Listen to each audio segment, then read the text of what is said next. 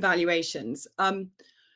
Louis, from an acquisitions perspective, how do you approach a valuation in the pop art market? I suppose some of this will be the ways that we approach valuations anyway, but perhaps take us through that and look at, how the historical influence of American pop impacts that value.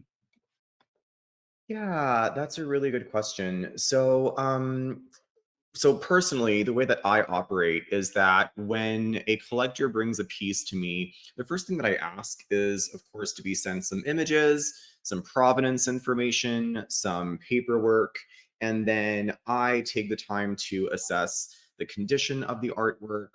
Um, take some time to think about whose hands it's been passed down to, and then, of course, with prints and multiples, it is a comparables market. So I have a look and I compile some data just to have a look and to see what other pieces have sold for on the market recently.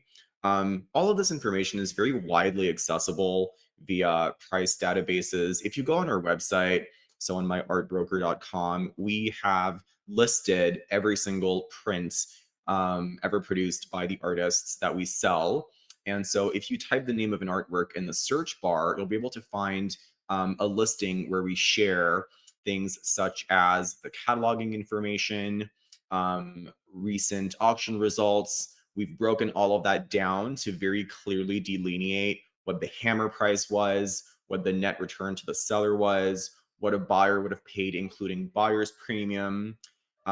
We also include something called a value indicator. So that is an algorithm generated indication of what we believe the artwork can be found for on the market across all channels. So we feed that algorithm with data that we have access to, and then that will give collectors an idea of what they should look to spend on a piece like that in good condition, with some provenance, etc. Now, of course, I do want to flag, just to hark back to your initial question, that every valuation is custom. So there's no way of just going online and finding one comparable and then determining the true value of your piece.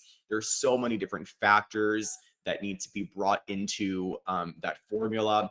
And that's why it's really important to talk to experts and specialists, because you might have a good surprise, or, of course, the price point that you'll find online might not reflect the same value as your piece. So I hope that that answers your question. So Louis, let's take people through what affects that value outside of the kind of comps data. You mentioned there, you were talking about condition, Yes. authenticity, which we'll move on to in a sec as a whole subject, provenance, demand, supply, liquidity. What? Mhm. How do we? Let's say I come to you with a ladies and gentlemen print. What are you going to be looking for to ascertain where it fits within that value indicator that's based, mainly on past sales results and private sale indicators? Yeah, great question. So the first thing that I'll look at is, obviously, I want to determine what type of print it is exactly. So is it from the regular edition of 250, or was it an artist proof? Is it a trial proof? Is it a printer's proof, etc.?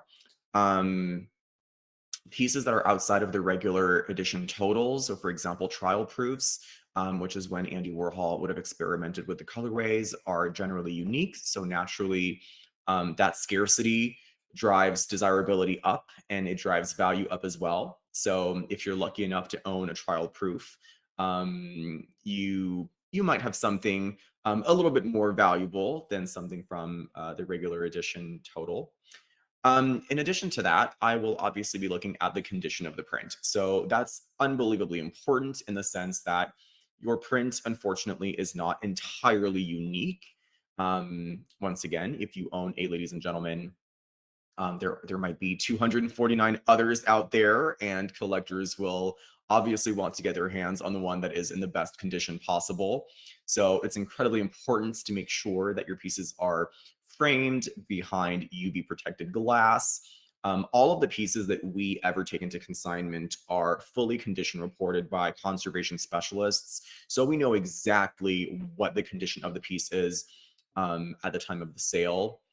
And I mean, you mentioned authenticity. Authenticity is a no-brainer. That is, that is paramount. And of course, that is something that we can check through paperwork. Some pieces will have a certificate of authenticity. If a print doesn't have a certificate of authenticity, that doesn't necessarily mean that it isn't authentic or that it can't be authenticated. But it is important to turn to the right sources in order to have it authenticated. I have seen many uh, certificates of authenticity printed out on people's computers. Be wary of those and just make sure that the sources are accurate.